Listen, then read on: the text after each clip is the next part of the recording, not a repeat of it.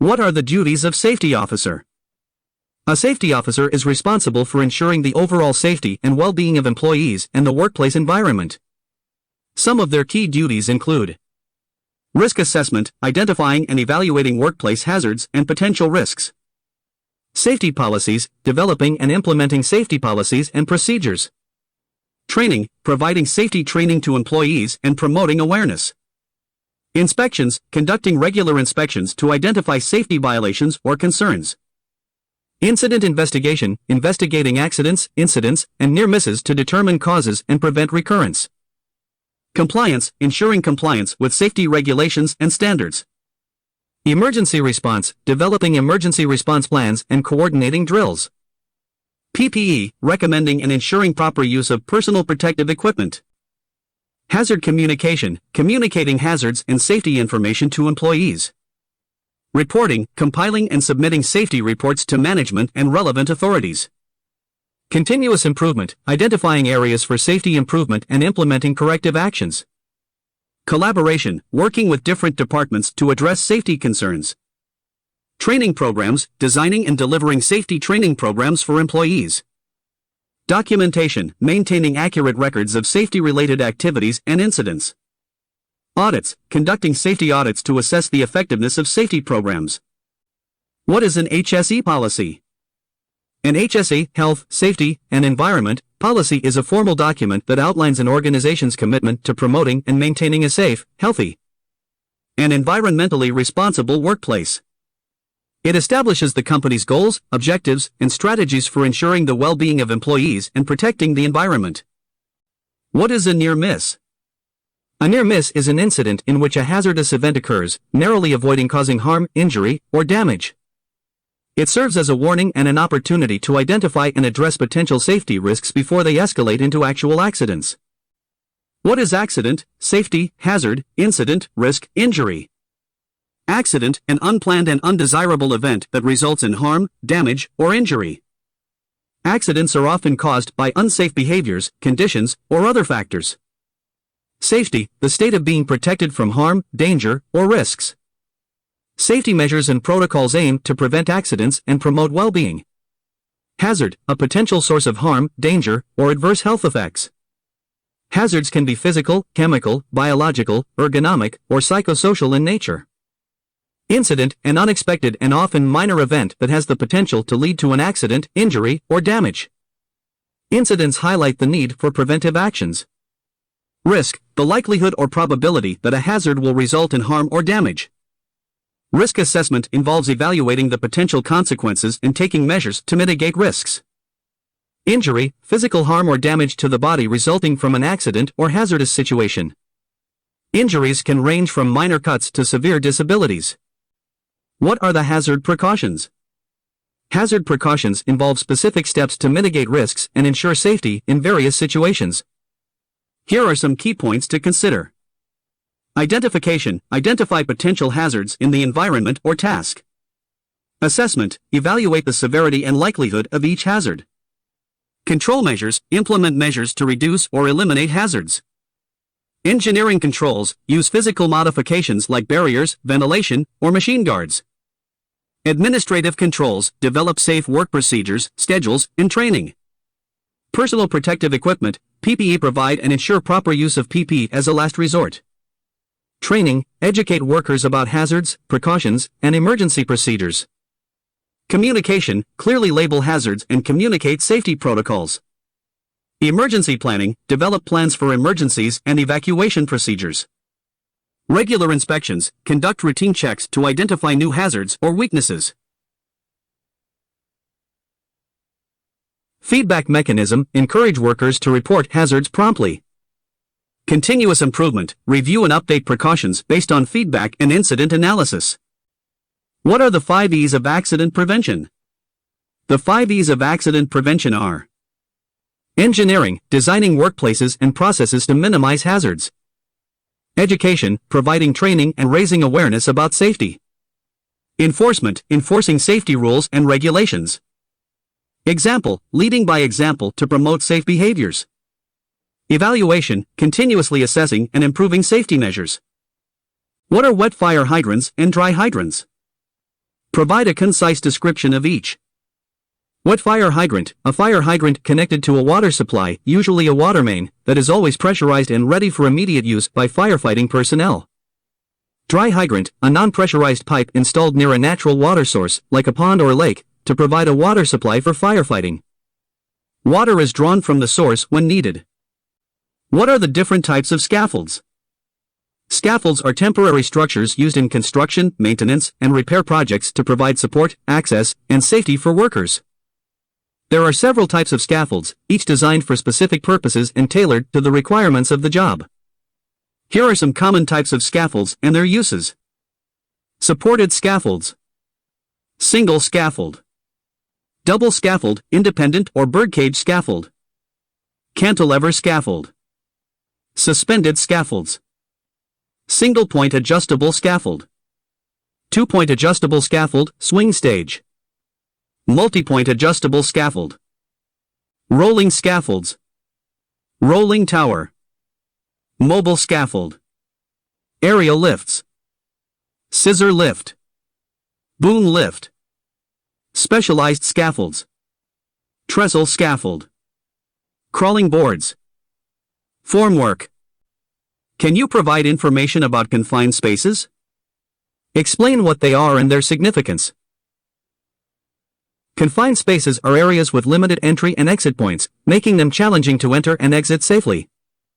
These spaces can pose risks due to limited ventilation, potential for hazardous atmospheres, and difficulties in rescue operations. Significance lies in recognizing and managing these risks to ensure the safety of workers and responders. Proper training, equipment, and protocols are essential for working in confined spaces. What is the purpose of a safety harness? A safety harness is a protective equipment worn by individuals working at heights or in situations where there's a risk of falling. It consists of straps, buckles, and attachments that secure the wearer to a sturdy anchor point. The harness prevents falls and minimizes the potential for injury by distributing forces across the body in the event of a fall. It's an essential tool for ensuring workers' safety in construction, maintenance, and other high-risk tasks. What does JSA stand for, and what does it involve? JSA stands for Job Safety Analysis. It's a process that involves identifying potential hazards associated with a specific job or task, assessing the risks, and developing measures to mitigate those risks. This helps ensure worker safety and prevent accidents.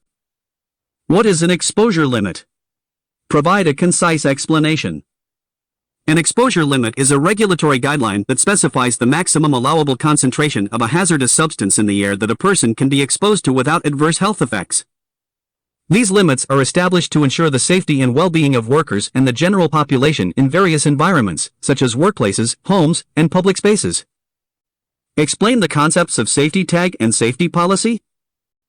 Safety tag, a physical tag attached to equipment or machinery to indicate that it's unsafe to operate or requires maintenance, serving as a visual warning to workers. Safety policy, a written statement outlining an organization's commitment to maintaining a safe and healthy work environment, along with the general principles and rules for achieving this goal. Could you list some examples of toxic gases? Additionally, please provide a brief description of each gas and its potential dangers.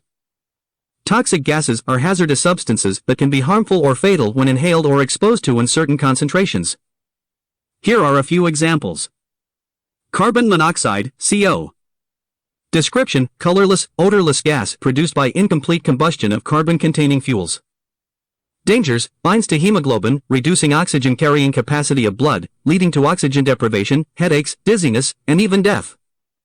Hydrogen sulfide, H2S. Description: colorless gas with a distinct rotten egg odor, often found in oil and gas production. Dangers: causes respiratory irritation, headaches, loss of consciousness, and can be lethal in high concentrations. Ammonia, NH3. Description: colorless gas with a pungent odor, commonly used in industrial processes. Dangers: irritates the eyes, throat, and respiratory system, and exposure to high concentrations can lead to respiratory failure. Chlorine, Cl2. Description: greenish-yellow gas with a pungent odor, used in water treatment and chemical manufacturing. Dangers: damages lung tissue upon inhalation, leading to coughing, chest pain, and fluid accumulation in the lungs. Sulfur dioxide, SO2. Description: colorless gas with a pungent, suffocating odor, often produced by burning fossil fuels. Dangers: irritates the respiratory system, leading to coughing, shortness of breath, and exacerbation of pre-existing respiratory conditions. Nitrogen dioxide, NO2. Description: brownish gas with a sharp, acrid odor, a byproduct of combustion processes. Dangers: irritates the respiratory tract, exacerbates asthma, and contributes to respiratory illnesses. What is a shackle? A shackle is a U-shaped metal device with a pin or bolt used to secure and connect various objects or components. It's commonly used in lifting and rigging applications to join chains, ropes, or slings, allowing for safe and secure connections. Could you provide information about different types of lifting equipment? Various types of lifting equipment are used to move heavy loads in industrial and construction settings.